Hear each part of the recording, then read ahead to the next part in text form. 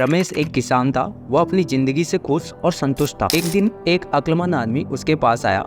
उसने रमेश को हीरो के महत्व और उनसे जुड़ी ताकत के बारे में बताया। उसने रमेश से कहा, अगर तुम्हारे पास अंगूठे जितना भी बड़ा हीरा हो तो तुम पूरा शहर खरीद सकते हो, और अगर तुम्हारे पास मुट्ठी जितना बड़ा हीरा हो तो तुम अपने लिए शायद पूरा देश ही खरीद लो। वह अक्लमंद आदमी इतना कहकर चला गया।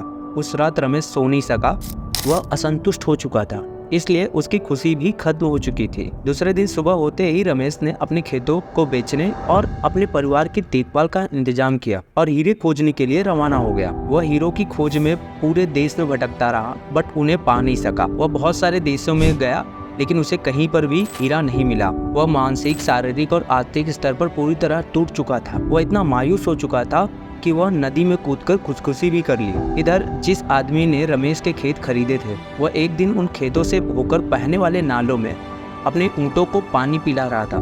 तभी सुबह के वक्त उग रहे सूरज की किरणें नाले के दूसरी ओर पड़े एक पत्थर पर पड़ी और वह इंद्रधनुष की तरह जगमगा उठा। यह सोचकर कि वह पत्थर उसकी बैठक में अच्छा दिखेगा, उसने उसे उठाकर अपनी बैठक में सजा दिया। उसी दिन दोपहर में रमेश को हीरो के बारे में बताने वाला आदमी खेतों के इस नए मालिक के पास आया। उसने उस जगमगाते हुए पत्थर को देखकर पूछा, क्या रमेश लौटा? नए मालिक ने जवाब दिया, नहीं। लेकिन यह सवाल क्यों पूछा आपने? अक्लमंद आदमी ने जवाब दिया, क्योंकि यह हीरा है, मैं उन्हें देखते ही पहचान जाता हूँ।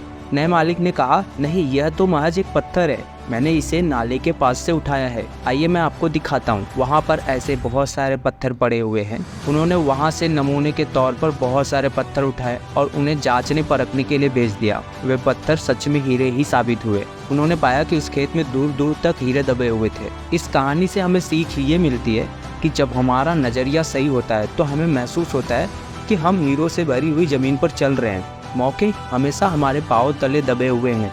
हमें उनकी तलाश में कहीं जाने की जरूरत नहीं है, हमें केवल उनको पहचानना है। दूसरी सीख मिलती है कि दूसरों के खेत की घास हमेशा हरी लगती है। तीसरी सीख मिलती है, हम दूसरों के पास मौजूद चीज़ों को देखकर ललचाते रहते हैं, इसी तरह दूसरे हमारे पास मौजूद चीज़ों को देखकर ललचाते हैं। चौथी सीख मिलती है कि जिन्हें मौके की पहचान नहीं होती, उन्हें मौके का खटखटाना शोर लगता है। पांचवी सीख मिलती है, मौका जब आता है तो लोग उसकी अहमियत नहीं पहचानते, जब मौका जाने लगता है तो उसके पीछे भागते हैं। छठवीं सीख मिलती है, कोई मौका दोबारा नहीं खटखटाता।